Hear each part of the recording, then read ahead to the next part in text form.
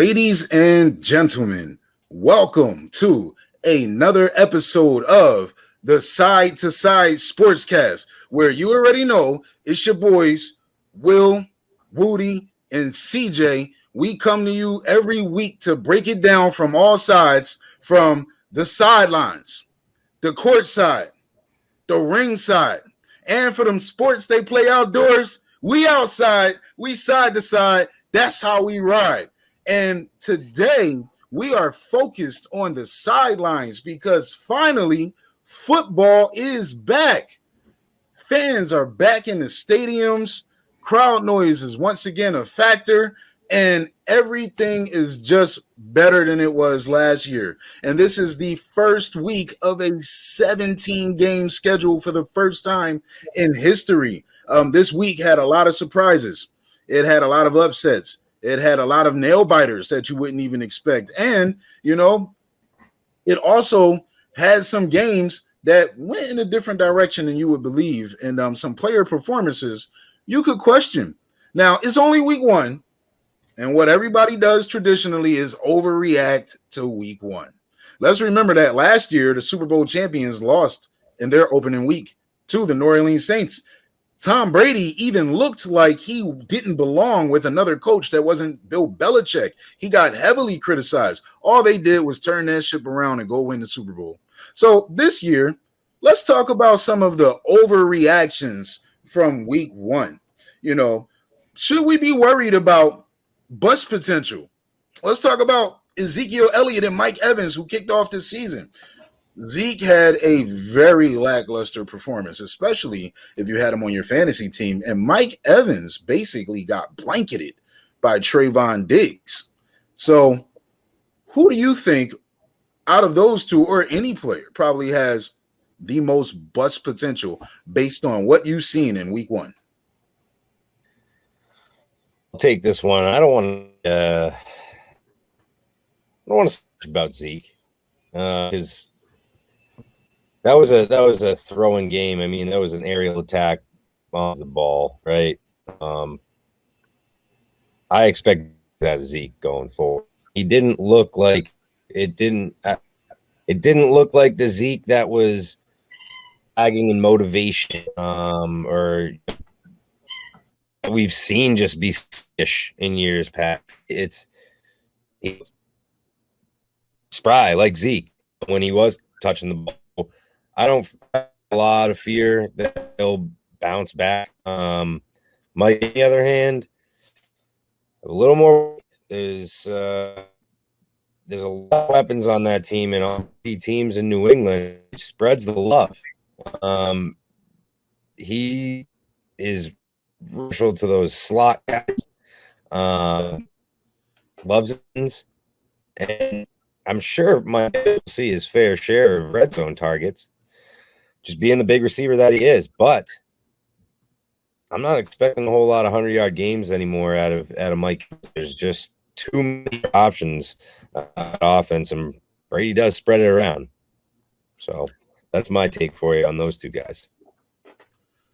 Well, it seems like you may be having some connectivity issues. So while you're fixing that, let's hear what Woody has to say. I wish I could respond directly to what you said, CJ, but it was like an adult from Charlie Brown speaking, I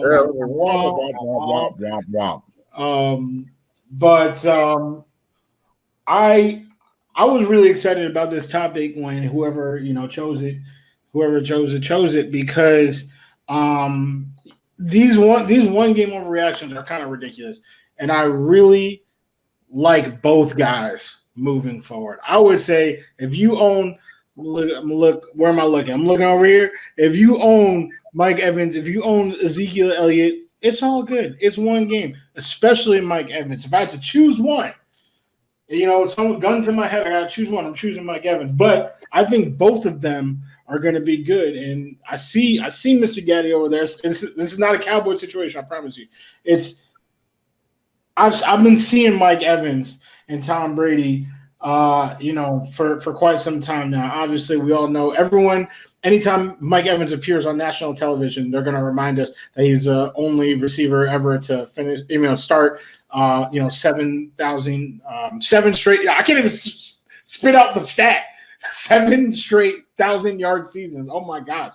Every single time he's on national TV, that's what we're gonna hear. But there is an element of importance in fantasy with chemistry, and I'm telling you right now, Mike Evans has been praying for Tom Brady. I want you to, everyone, here's a homework assignment.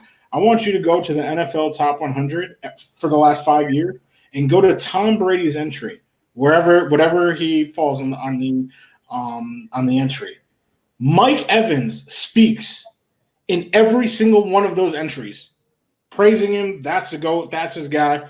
As soon as Tom Brady goes to Tampa Bay, who's he texting first? Mike Evans. That's his guy. They are boys. They are in this ride or die. I know for a fact he's getting targets later in this season. Zeke, I know for a fact that Zeke still has it. The O-line, it's kind of tough to measure, how the Cowboys O-line did because, the Tampa Bay defense is so elite.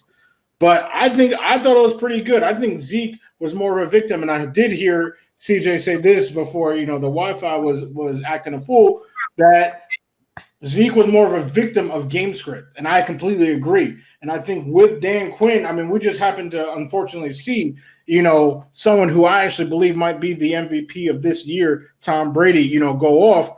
But I think Dan Quinn's going to be doing some work, and the game script will be different. So I think both guys, I know this is kind of a ramble, but it's because I have so much love, so much respect. I'm telling you, if you own these guys on fantasy, never fear. The 17-game season is here. They're going to be fun. Can you hear me better now? Oh, man, you sound much better, man. Yes. Whatever was in your throat, you got rid of it. Get the AirPods going on. I don't know if they're going to last a full hour, but let's see. All right. No, you did kind of reiterate a lot of what my Charlie Brown was trying to go on, that Charlie Brown teacher. No, what I was saying is I don't really fear, Ezekiel Elliott going forward, right? He was a victim of a passing game, back and forth on both sides of that ball. So he's going to be fine. He didn't look like the sluggish, unmotivated Ezekiel Elliott that we saw, in past years. He's going to be A-okay. As for Mike Evans, I'm a little bit cautious of him just because Brady's a spread it out offense, right?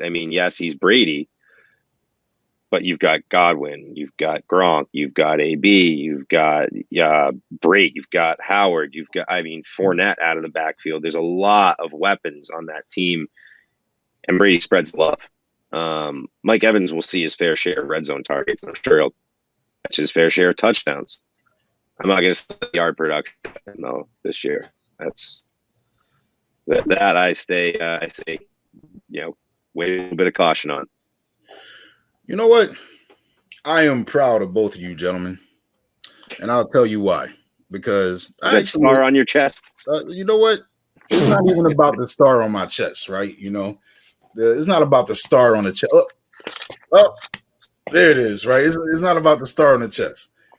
But I will tell you this. I don't think either player will have a bust season. I think they both have high fantasy value, right? But I would actually say that Mike Evans' value is higher than Zeke's. I don't think either would be a bust, but here's why. In week 1, Mike Evans got shut down, but also you have to look at Tom Brady, and it's not about the weapons around him. It's who's lining up against who on the other end. Antonio Brown in the slot created a mismatch that the Cowboys nickel corner, whether it be Anthony Brown or whether it be Jordan Lewis, cannot guard that man at all. Like, there's zero chance. Tom Brady knows it. So Tom Brady was going to who he knew was going to be open, right? Little gamesmanship. Like, we're showing a blitz. This is where Tom Brady proved to Dan Quinn that I still own you. Where Cedric Wilson comes down to show a blitz, And him and Gronk have the communication already. They've been doing this for years. Gronk knows that as soon as he rushes, I'm going to release my block and hit the seam. Touchdown all day. So these little games within the game, Tom Brady is going to be on them. But most weeks, Mike Evans is going to be across from a mismatch. Trayvon Diggs is an up-and-coming star as a defensive back. He's got size, he's got hands, and he's getting better. So he followed Mike Evans around the field, right? Every team doesn't have that type of corner, but they're going to figure it out. Obviously, if Tampa Bay played Dallas next week, they would figure out how to get Mike Evans featured in that game a little bit more. They've got the offensive mind power. Now, here's my worry about Zeke. It's not about his ability. It's about his coach. At this point, this is the second year with Mike McCarthy. They say the Cowboys called 28 runs. The box score says they ran 16 times. So that means that Dak changed the play 12 times at the line of scrimmage. Now, I can see that because the Tampa Bay Buccaneers have the stingiest rushing defense in the NFL. They're anchored by Vita Vea and Ndamukong Suh. Last year, Vea missed games, and Suh was holding it down alone. But this week, Vita Vea is unblockable. Like this dude is going to drive you in the backfield. So why run the ball if you know it's only going to be for a yard or two? You know, and the Cowboys were moving the ball through the air. So who knows how often that's going to happen? If you look at the division features some solid defensive lines. So they may not be games where the Cowboys run it a lot, as in years past.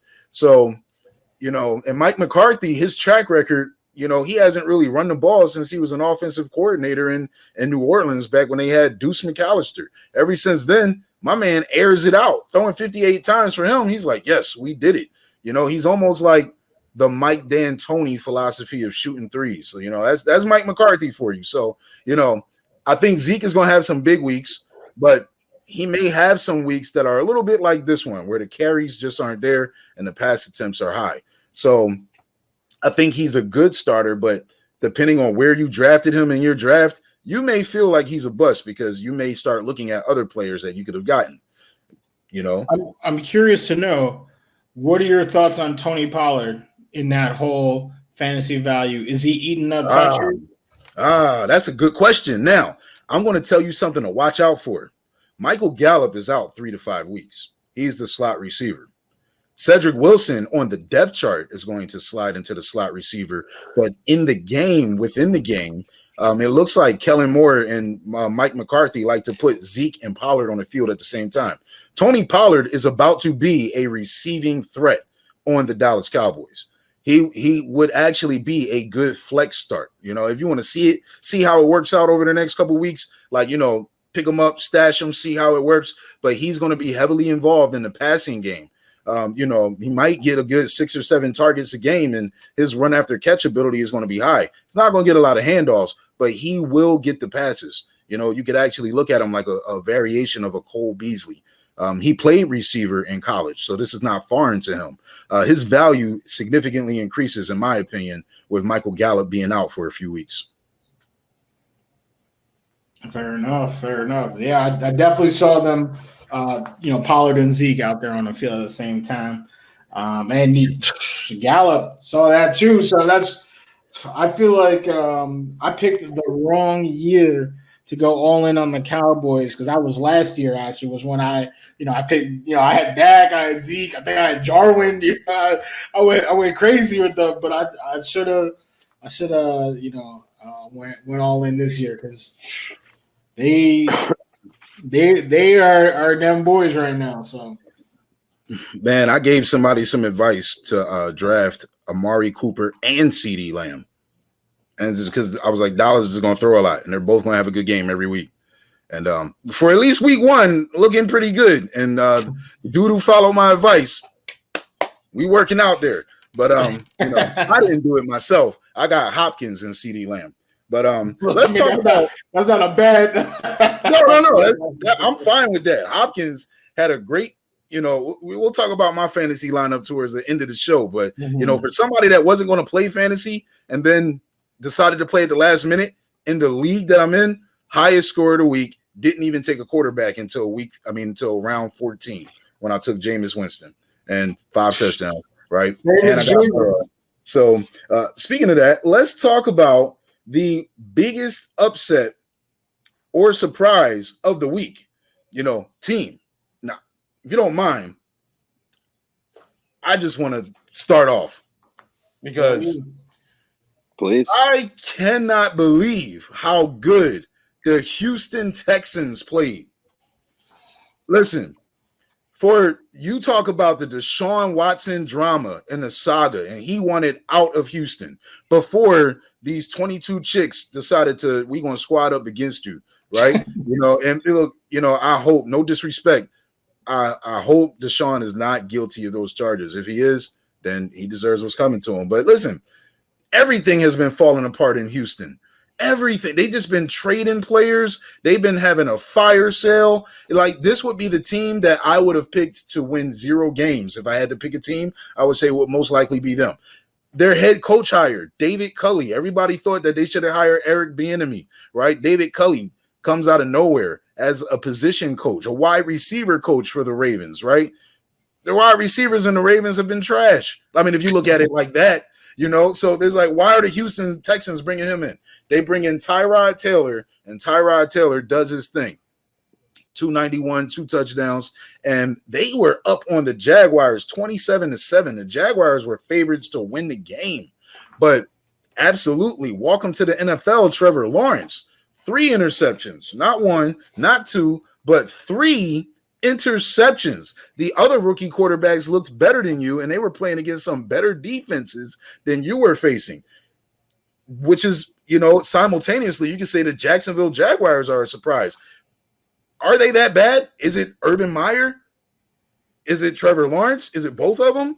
Or is Houston just better than we thought? Because they had a balanced attack. They played both sides of the ball. And, I think they won 37-21, but the game was not as close as the score makes it. Even though that's a lopsided win, the game was much further out of reach than the final score indicates.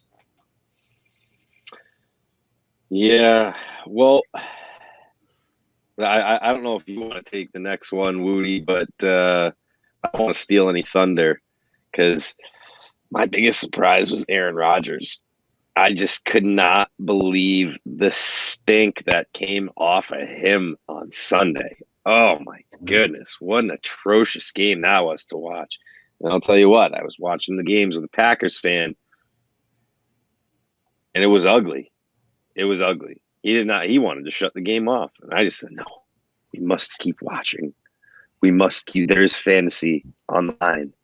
So Aaron Rodgers just no tease, 2 interceptions, threw for under $140. Under $140 total yards. We haven't seen again. Talk about that's like a Trevor Lawrence game. We haven't seen Aaron Rodgers throw up a stinker like that. I honestly can't remember the last time in recent memory. The last year they played, the last year McCarthy was their coach. He had a stinker like that against the Bears. But that's might be the only 2 stinkers he's had like that. After his offseason, he was pretty bad against the Bucs last year. I feel like maybe not that bad, but he threw 3 picks in that game. Like, they got blown out. Like, it was one of those. But we're talking. All right, so generally there's a run game associated, right? Like, perhaps you'll see Jones, who would have scored 2 touchdowns in that game, or something, right? There was no life out of that team. You had A.J. Dillon lead that game, and lead the Packers in rushing with under 20 yards. He had 19 yards rushing.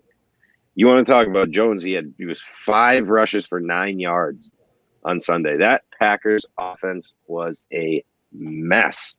That was my biggest surprise. I was not expecting them to be bad at all. Never mind that bad. Okay, it's Aaron Rodgers we're talking about.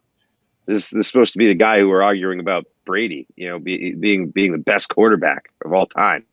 Is he in that argument? I cannot believe that I'm going to pick this side of that debate that you just said. But in this specific instance, you could probably argue that Tom Brady was even worse in that Sunday night football game last year against the exact same team, the New Orleans Saints, when he threw 3 picks and was atrocious, and it was hard to watch. It was almost like the exact same situation. So let me not, I just want to throw that out there. Like the Saints, for anyone who was thinking that the Saints would be an easy team this year, I don't know if they were paying attention, So I wasn't expecting that. I wasn't expecting what took place. Definitely a surprising lopsided victory for sure. One thing that I can probably bet on, and that I will have to look up to verify, is I bet that Brady threw for around 200 or more yards in that game. Still, going under $140 is hard to do as Aaron Rodgers. I feel like it's got to be master. That's definitely possible. Down the game plan, just everything has to go wrong for that to happen. I mean, you could have a dump off pass that goes 80 yards. That's half. I mean, come on. We've seen those happen before. It's just that was 209. 209. Still 3 picks, no TDs, 3 points, but 209. Horrible game. 38-3. I mean, a great point. That's a good memory right there. That's a way to bank that one. So wow. But no, my surprise, I was expecting someone to say the Bengals. I can't believe no one said the Bengals. But my surprise is a twofer that has absolutely nothing to do with the Bengals. So I'm not mentioning them either. I think that this team had too much hype. I really do. And if we go back and look at, the old episodes of this sportscast, you're going to see me explicitly say I didn't think they were going to win the division. And I'm not saying that this game proves that they're not going to win their division, but I am saying that a lot of people were surprised. And that team that grabbed that hammer that everyone was like, oh my God, now they're going to the Super Bowl, is the Tennessee Titans that got smacked delicious, smack by the Arizona Cardinals. Out here, Chandler Jones. Chandler Jones was looking like Bones Jones. Bones Jones. And we already know how I feel about that family. I dedicated my whole I forget the segment now, but I dedicated my bang bang. Yeah, your whole bang bang right here. Yeah, to the Jones family. So Chandler Jones was going crazy. And it's so funny because last year, right there, the offensive coordinator was Arthur Smith. And everyone's like, oh my God, this guy is a genius, offensive guru, Arthur Smith. Like now he's, a head coaching candidate, so yeah, like wherever he goes, like that team's about to flourish. So he gets a job, right, as the head coach of the Atlanta Falcons, and they put up 6 points in week 1, and they look trash. They get smacked. So this is a twofer. Arthur Smith, I don't know, like he's just leaving, destruction in his wake out here because his current team was so bad. And like Matt Ryan is getting so exposed, like he has no mobility. He actually might be the least mobile quarterback in the NFL right now. And the Eagles just chewed him up. And then on the other side with the Titans, I mean, I don't know. I don't think we all knew that Bones Jones was coming. Like that. Like I know everyone was excited for JJ Watt. Chandler was actually trying to get a trade. Then they, smoothed the sides over. I'm not – last thing I'll say about this, Kyler Murray. Yeah. Everyone who watches this should write a letter to Madden and say, how dare you, in all caps, how dare you put that man at 83 in your dumb game. That's all I got to say. That's the last thing. Well, in all fairness, Kyler did have a significant baseball slide into mediocrity after his hot start last year. He started off hot, just like he did in his first game, but then he became pretty freaking average. But What? Kyler is the man, and he's only going to get better. And he came out this game proving it. So, I kind of wanted to put him as my surprise player, but I'm not surprised because he continues to get better. And it's just a matter of, them getting familiar with the offense and the new weapons that they put around him. But Kyler. Let me say this. I'm sorry. Kyler Murray, he played hurt the last 8 games. He was hurt, and he still was the number 1 fantasy player in all of fantasy, regardless of position. It was Kyler Murray, and he played hurt those last 8 games. The man is incredible. He should be at 90 at least. That's all I got. You fantasy guys, like, you guys kill me with the basing somebody's worth on their fantasy. You, as a quarterback that runs, you're going to get more points than quarterbacks that don't run. Is basically that simple, right? So while he's racking up, Lamar's out here rocking 19s. Well, Lamar had a bad game because he's not a good quarterback. Sometimes you got to be a good quarterback. So, but he couldn't. They weren't even letting him run. So I mean, look, it is what it is. I'm going to give you my surprise player, and I don't even know why this player is a surprise to me, because it's a surprise to y'all more than it is to me and other people out there. But it's not a surprise to me. But I'll tell you why I was surprised. I didn't expect it. I'm going to just drop the stat line on you. 42 for 58, 403. I don't even need to say the boy's name. Are you know who I'm talking about, man? I don't even need to say his name. But I'm going to tell you why I'm surprised. Because last year, he missed the last 11 weeks of the season, right? Wait, let me, hey, it's my time to speak. Right. You listen, right? Yeah. He missed the last 11 weeks of the season with a foot injury. As soon as he came back to training camp, he hurt his shoulder. They kept him out of the preseason. He wasn't even practicing, right? He wasn't even practicing. He came in the game. Oh, my God. Yeah, what is that?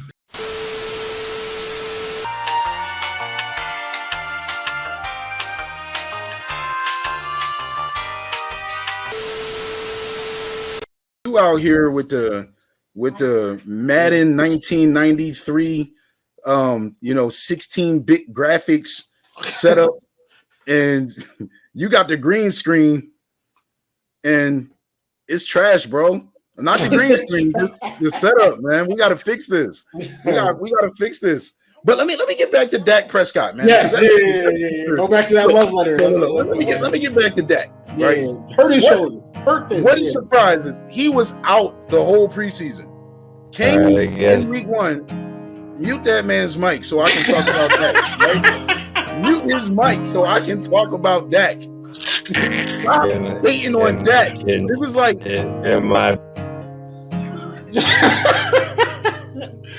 All right, go. Keep going. All right, look, let me make the point. He came in the game through 58 passes. Now, one thing about Dak Prescott, the more every year he reads the defense just a lot better. If you break down the film, the checks that he made at the line of scrimmage, Tampa couldn't stop him. They didn't need to run the ball. Now, unfortunately, on the other side of Dak, you're facing the GOAT. And Dak led the Cowboys to a drive. They kicked the field goal. Obviously they missed some field goals, right? And they still got to get better at scoring in the red zone. But they went up 29-28 with 1:24 left. You just can't give Tom Brady that chance. The clock should have been controlled better. But the surprise to me is the fact that Dak was able to throw 58 passes on a shoulder that was hurt after missing 11 weeks, right? And complete 72% of them, right? That interception that he threw the ball in between. CeeDee Lamb had the perfect opportunity to catch it in between 3 defenders, but he dropped it, right? That would have been amazing if he would have caught that. That was an amazing throw. And Dak Prescott, man. Look, How many passes did Dak throw that the Bucks defenders dropped? like one. I mean, if you throw in 58 passes, there is a chance that it's going to happen, right? But he like completed 4. 72%. He completed 72% of his passes, right? And that one interception was a perfect pass. So, Tom Brady got picked off how many times?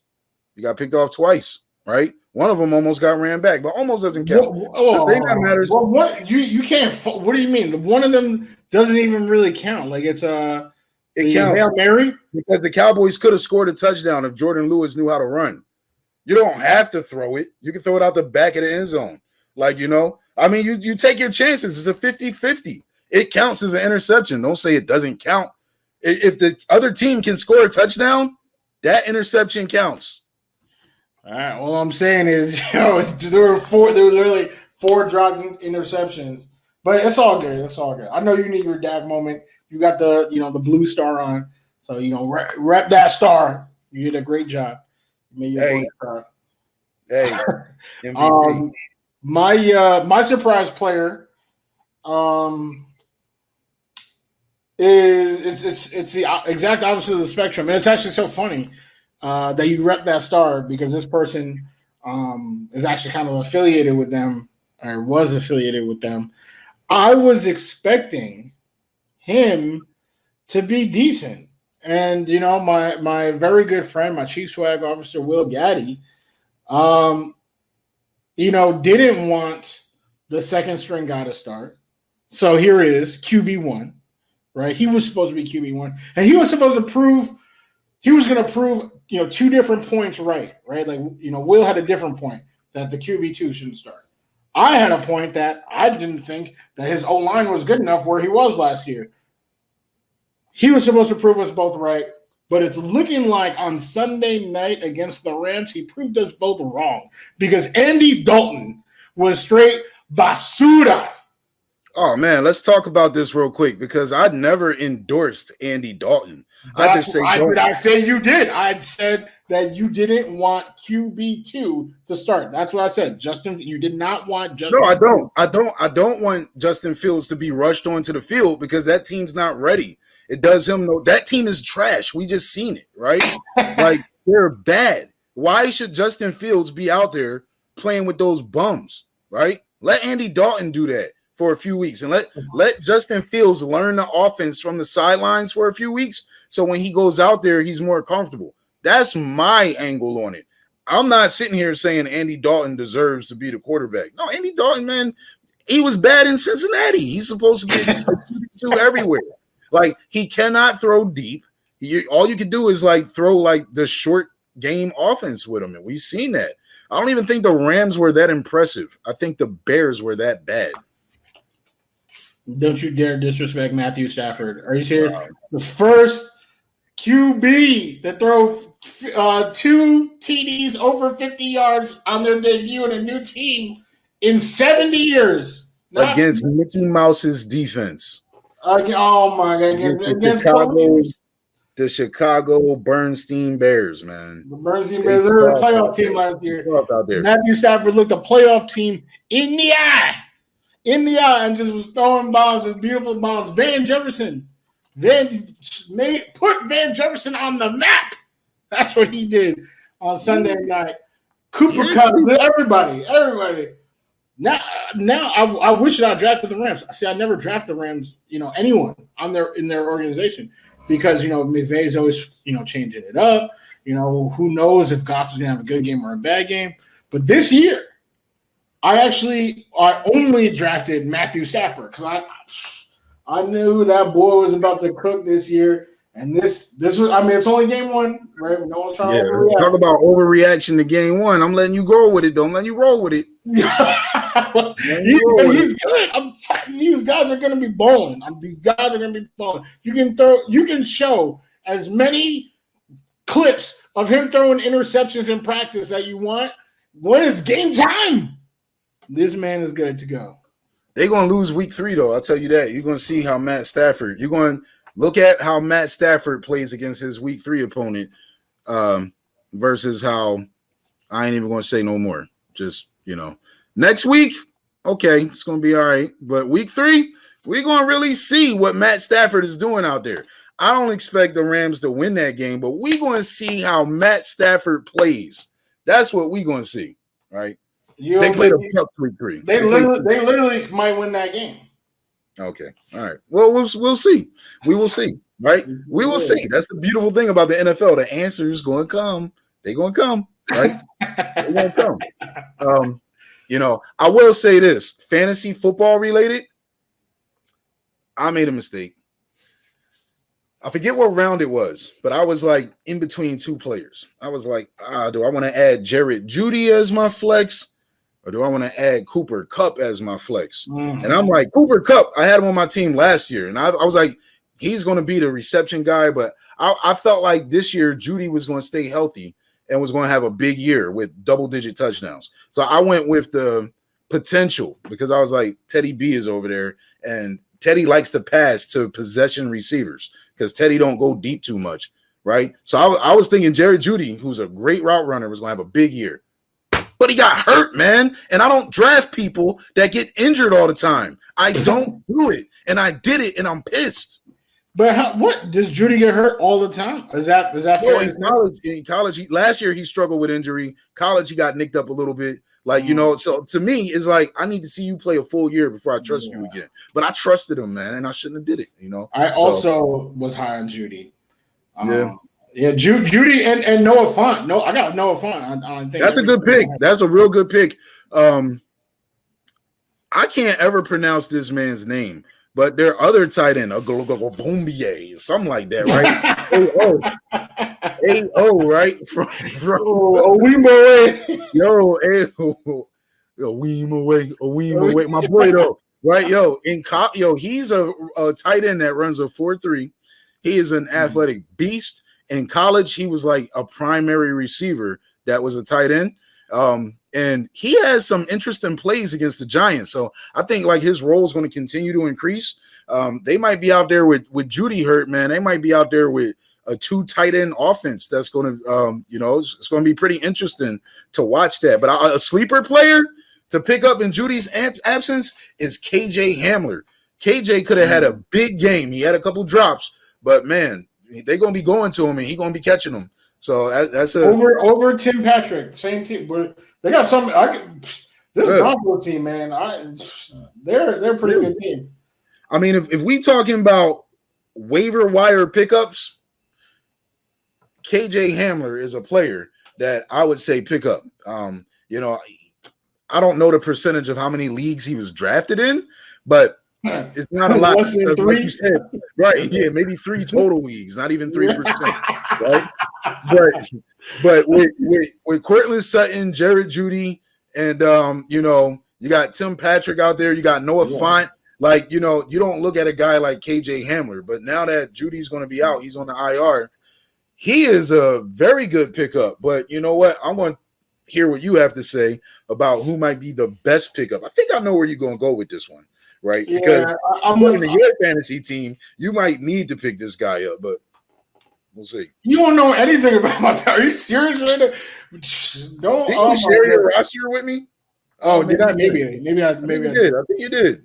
I think you fell into the movie trap.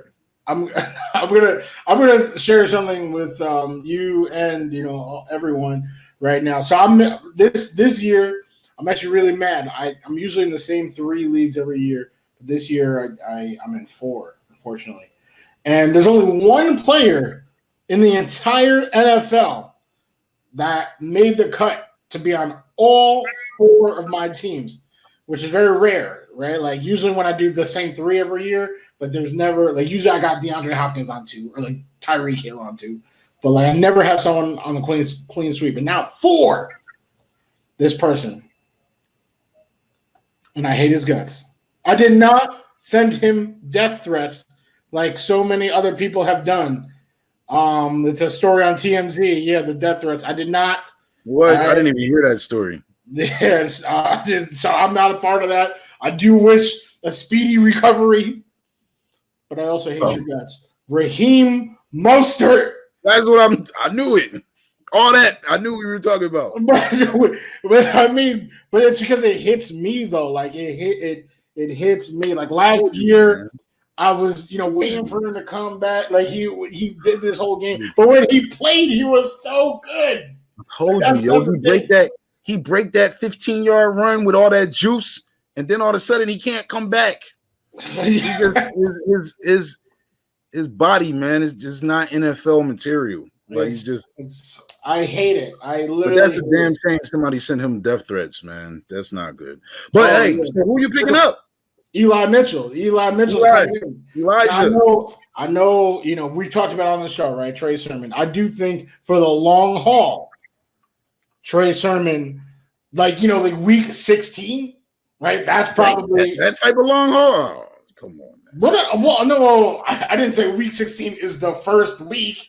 Oh, okay, all right. Like when we're in week 16, like that. Like I'm assuming Trey Sermon will be the guy, but for literally the foreseeable future, like I can pretty confidently say week 2, week 3, maybe week 4. I'm literally saying those 3 weeks. Eli Mitchell is the guy.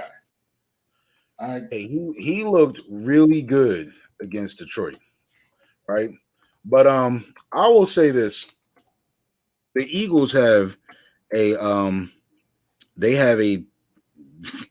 actually have a really good defense still. I mean, people forgot, look, I still stick to my guns that the Eagles, well, now that Ryan Fitzpatrick is hurt, I might be wrong. I can't change my pick, but I picked the Eagles to finish last in the division.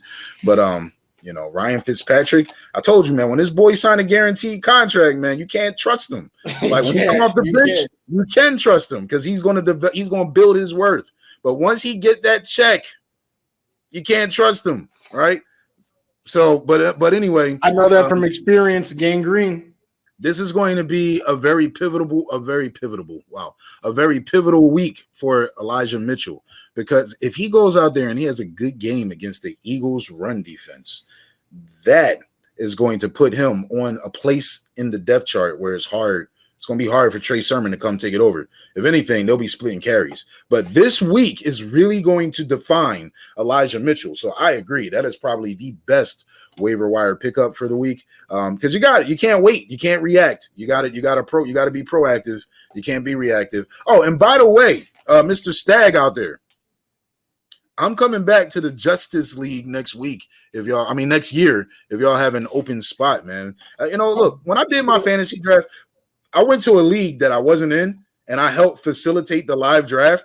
And I was like, yo, I'm never not playing fantasy football again. So after Kevin bullied me, he was in the pace, and now he was Tyrone Biggums. He's like, fantasy draft. I would have won that league. That league was trash. Like, Josh Jacobs didn't even get drafted to the 5th round. Like, come on, man. Like, he fell in mine too, though. He fell. I think I picked him up in the 6th. DJ Moore got drafted in like the 11th round, like that one where I shared the fallout of the draft in the sports group. Like, yo, I was like, who are these dudes drafting, man? That is crazy. Somebody took Jonathan Taylor over Nick Chubb. What? Oh yeah, no, I've seen people. Nick Chubb constantly gets disrespected, and I think it's Kareem Hunt. But like that doesn't make sense to me. No, Nick Chubb is, in my opinion, the best running back in the league. No disrespect to Derrick Henry. I just think Derrick Henry, he's a beast. I give him that. He's a beast, right? He's a beast. I'm not disrespected. I just think Nick Chubb is a more dynamic running back. The dude is amazing. He reminds me of Emmitt Smith, to be honest with you. It's crazy the way he run. But anyway, false. Anyway, man. So Stag, you look like Stag was about to. You was gearing up. You was ready. All I was gonna say was you had an opening this year, but you really was adamant on not joining. No, I know. I felt so. I was like pissed when it was too late because I started to want to play again, and I'm like, man, Yeah, we have a very, very competitive. Like we're at 10 teams this year, only because that we couldn't find another 2 people. But all right. So Will and Woody in the building next year, man. We in the Justice League. hey, let's go. We in there. We got Let's 12. go. Right? We got 12 next year for sure. So excited. Y'all, it's too late to redraft. Yo, I don't. That's another topic. It's not on the agenda, but how do people start fantasy leagues after week 1? Like I don't understand. I don't understand why. I don't understand why it's even an option. I agree. But anyway, let's talk about this Thursday night football game. And before we do that, let's say a prayer for our boy CJ. Right? CJ, we miss you, buddy. Your connection was trash, and we hope that you're fixing it. We pray that the good graces of the connection somewhere in the Boston, territory or the New England territory, wherever you reside, we pray that you get connected. That's all. But anyway, so upcoming this week, we got Thursday night football with a game that doesn't look too exciting. I don't know what type of viewership it's going to get, but we got some duds coming up on the schedule overall. This week you got a trash Thursday night game. Well, it looks like trash because it's the New York Giants, who did not look good at all. They didn't even look slightly convincing against the Denver Broncos. And then you have the Washington football team, who Ryan Fitzpatrick is out potentially for the season with a hip injury. And we're about to watch Heineke take over, right? You might have to go grab a Heineken because I don't know how you could watch the game sober. This might be a defensive slugfest. But look, the one thing about the football team, man, their defense is legit. And one thing I do like about Heineke is he has some moxie. Like, he's got some spunk. Definitely. He can definitely prove himself, right? So this is a big night for him. So if there's anything really worth looking at, this is a big night for this quarterback, because this is a chance for him. This is the first opportunity in a game that matters, right? To define your worth in the NFL going forward. Can you lock down this job? Because if you're going to do it, it starts with tonight and then building off of that, right? Or it starts with Thursday night and then building off of that. The Giants got a lot of questions. They had an offseason filled with turmoil, right? Coaches fighting players coming and leaving right away because it's a mess there. The head coach makes the assistant coaches do laps. Like, what is going on in the Meadowlands in the blue side of things? Like, what is going on with the Giants? And then when they come out against the Denver Broncos, they look like a team in disarray. So, it's very possible that the Giants could take an L to the Washington football team. But if I had to pick a winner, I think I'd actually pick the football team to win this game. I think Daniel Jones is too turnover prone. Even if he didn't throw an interception last week, he fumbled at a key moment where they could have really gotten the game into even territory. He fumbled. Chase Young is going to be OTA. You know what that stands for? On that, you know the rest, man. Chase Young is going to be OTA. And we ain't talking about early season workouts.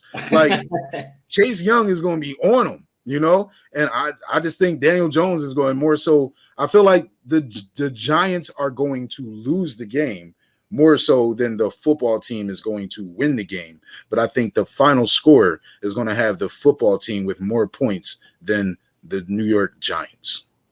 What do you think? I mean, look at them boys. You guys about to moonwalk into the playoffs with this division. Don't start hating on us through other teams. Come on. Leave us out of it. In Roger Goodell's defense, I actually think at full strength, this actually would have been a pretty good game. With Fitz and Galladay if Barkley, healed like a normal professional athlete, like I feel like, this would be, a pretty good divisional game between two teams with great defenses, with offenses that should actually be better than they were last year because they got more pieces. But very quickly, injury has kind of depleted that scenario, right? Because Fitz is gone. Is Galladay playing? He was out this one. Saquon, he's on that DeMarcus Cousins, time to return timetable. He only carried 10 times. So who knows when he's going to actually be at full strength. So this game is going to be tough. I'll tell you right now. It may be my job, right? We have a sportscast, and we got to report on it. I might have to rely on somebody else to recap this game. This game is going to be boring. Oh my gosh! It's going to be a Thursday night snooze fest. Yes, right? I'm taking the under. Like, I don't know what Vegas says the under. If it's 15, I'm taking the under, man. I don't know who is scoring in this game. But with that being said, for fantasy purposes, anyone who has Logan Thomas, start him with confidence, because that boy will be targeted. I promise you that. Logan Thomas is pretty much the closest thing to a sure thing that you're going to get in that game. Everybody else, just throw a dart. Like from a fantasy standpoint, man, like who's impacting this game? I'd like to hope Antonio Gibson, because I wasted a very high pick on Gibson that I feel like now has just disintegrated into dust already. When did you pick Gibson? He was literally my second pick. Oh, well, that's pretty average for around where you would expect him to go. Just so y'all know, the line is set at 42 points. 42. Take the under. No, it's definitely this final score is going to be like 13, 5-7. It's going to be. They might have had the 42 backwards. I can see 24. It might be a 12-12. Yeah, because I was going to say 13-10. So that would be 23. 13-10. I don't see too many touchdowns coming in this game. Saquon Barkley is like, listen, I don't think it's him, but I don't think he's what everybody always thought he was going to be. Because he's fast, he's muscular, but he is not. He's not a back that can continue to take a pound. You can't give him 20 carries. He gets weaker as the game goes on. He needs to break that long one for him to have a good game. That's my analysis on Saquon. And right now with the Jason Garrett offense, that is offensive. I don't know how you're going to do it. I mean, you seen the still photo. The Giants players was blocking each other, right? I've never seen anything like that in the NFL. Like usually I say still photos don't tell you the whole truth, but it's hard to not see what you see on that photo, right? And then you can't even put it into a logical context. How did you get here? What is going on? It's really bad. And I'm taking Ron Rivera game plan over Joe Judge game plan all day. Definitely. A fantasy player. I got two, because like you said, week 2 they didn't come out with the fire, right? That they came out with week 1. Like you mean on the schedule? Yeah. The Monday night game is lackluster as well. I don't know why they thought we would want to see Packers Lions on Monday Night Football. Put that game on Thanksgiving. Right, because look, that game is we used to it on Thanksgiving, and everybody's looking forward to the Cowboys game, and then the real, like the I don't want to say the real game, like I'm disrespecting my boys, but like the Cowboys game is always at 4:00, right? 1:00, everybody doing what they doing. Football's on, but it's just on in the background, and it's the Packers versus Lions. The Packers going to beat the snot out the Lions, or the Lions going to have a good game and lose at the end. That's usually how it works. But for week 2, Monday Night Football, following this phenomenal Monday Night Football game that we just had with the Las Vegas Raiders and the Baltimore Ravens, this game is going to be bad. But okay, even if Aaron Rodgers goes off, even if he goes off, right? It's the Lions, man. Yeah, Like, come on. I am surprised that the 49ers didn't finish that beatdown and the Lions got back in the game. So I will say this. If we want to look at it from an interesting angle, right? An interesting angle, maybe Detroit picked up some momentum and maybe they're going to bring it to the Packers. Packers just got routed. Maybe they're going to be lingering. Maybe Detroit makes this a game. So even though on the schedule it looks bad, it may be pretty good. So we'll see. Maybe I just did a good job of selling it. We'll see. Oh my God! Well, let me get a cut of that check that Roger Goodell sends you for those ratings. If I get the check, man, we can split it. Yeah. I got two games here that I'm definitely looking forward to. I don't want to sound like a homer, because this is a 100% AFC East matchup. It's actually not my own AFC East matchup, but the Bills and the Dolphins. I guess, I kind of have a checkered history on this show about the Dolphins, so we won't even go into, how I feel about them. But the Bills just came off of a loss that, Will Gaddy thinks was predetermined, many years ago by, Mike Tomlin's greatness. But many of us think was a little bit of an upset. Josh Allen. Well, no, it wasn't. Everybody thought the Bills were going to win. I just said you cannot count out the Steelers, man. They don't just get blown out. That playoff game, that was rare. What happens? Them dudes compete, but continue. Yeah, I mean, all right. Well, yeah. I'll keep going with the Bills. Obviously everyone had high hopes. They were probably, if it's not the Browns, it's the Bills were the most popular pick to dethrone the Chiefs this year, and the Chiefs definitely, are playing elite football right out the gate this year. The Bills were not, and now we got the Dolphins. Who's a very good football team. So I'm really interested to see how Josh Allen bounces back and how the Dolphins kind of, ride that wave. What kind of goes on there, and also it's actually the exact same concept with the Titans and the Seahawks. The Titans just got embarrassed, demolished. Did you see Taylor Lewan tweeting? Yeah, he apologized. Yeah, he motivated me. Anytime the dude that destroys you, you got to go post, thanks, man. You really motivated me.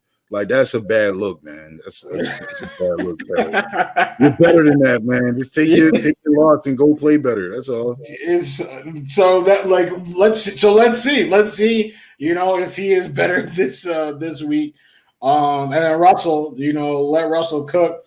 I mean, I'll let you know, this is a personal shout out. Let me give some love, some respect to the man. I have him on one of my teams every year. I try to have him on all my teams, but he always just ends up on like one or two of them. Tyler Lockett, the man explodes. He is guaranteed, literally guaranteed to explode like at least 2 games a year. Like just a ridiculous stat line. And I just love that, man.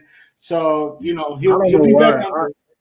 I always sleep on Tyler because I feel like if I do take him, that'd be the year where he don't do nothing. And I like to go with like bigger possession receivers who can get touchdowns.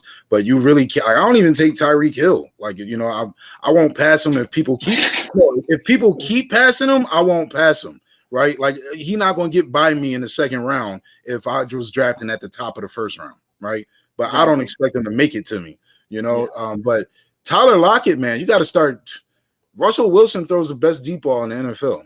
It's so pretty. Like it's a beautiful ball. Yeah, it's always falls exactly where it needs to come down. It is the best deep ball.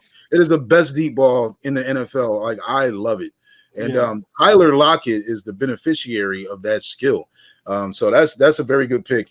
I will say this before we end tonight's sportscast that I'm really interested in this Browns versus Texans game now. Like, I would have never thought that game would be interesting to me, but it is. The Browns were taking it to the Chiefs. They had a 12-point lead, but then the Chiefs became the Chiefs. They woke up. They was like, oh, no. That's actually the largest comeback of Patrick Mahomes' career. That's how you know they smash dudes from beginning to end. Yes, 12 points in the regular season. That's true. In the regular season. Yeah, because in the playoffs they had that big comeback against the Texans. But in the regular season, Yeah, right, exactly. In the regular season, 12 points is his largest comeback. Oh, right? okay. So, you know, you can't ever count the Chiefs out. That's one team you can't count them out until the clock literally says 0 and they have less points than you. But I was surprised the Browns were playing like they're trying to make a run this year. Myles Garrett was sacking Patrick Mahomes. Like Garrett and Clowney co-sacked him a couple times. Like I was like, whoa, look at this. Is Baker that dude? I think that's the issue. He's a game manager. He's not a player to take over a game. So they're going to lean on a run. He obviously threw the interception that ended it. We'll see. He's under a lot of scrutiny. He's not that bad of a quarterback, but now that the team around him is so good, everybody's going to look at him and like, dude, take us somewhere, man. Do something. Yeah, but there's no of that draft class. There's no one that has been built around better than him. Like even Josh, like yeah, right. I agree like, with what you're saying. Yeah, like the Browns built around Baker. Like you got a squad, man. Josh Allen, you put him on the Browns, they probably in the Super Bowl. Like exactly, seriously, right? But the Texans surprised me last week, and I'm now I want to see this game because both the Browns lost. They're going to be their home opener. They're going to want to smash the Houston Texans. But if the Houston Texans can go in there and pull out another W, man, I'm going to look. I hate the Texans, but I'm gonna be so hype about the Texans on our next sportscast if they come out of week 2-2-0. I'm gonna be like, yo, just drop Deshaun Watson. Just drop him. Like, don't even trade him. Get rid of him, but that's all I got, man. It's been a great show, man. It's good to be back, man. It's good to be back. And everybody, stay tuned for the Side to Side Sportscast website. Hit us up on our Instagram handles, on Twitter, in the Side to Side Sports Facebook page, share your commentary. We look forward to seeing you as we continue. And, and let me plug my stuff too. Side to Side Sports.com. That's home of the Woody 3. All right, so for Gang Green, everybody out there that's trying to see what's good about Zach and the boys, Zach Attack. All right, that's the Woody 3. Check it out every Saturday. Then I hit you with the recap Sunday night. Holla at your boy. All right. Wow. Okay. All right, man. So we out side to side. That's how we ride. We will see you in week 2. Oh, and CJ, man, we with you, buddy. We'll see you next week. We'll see you in week 2 as well.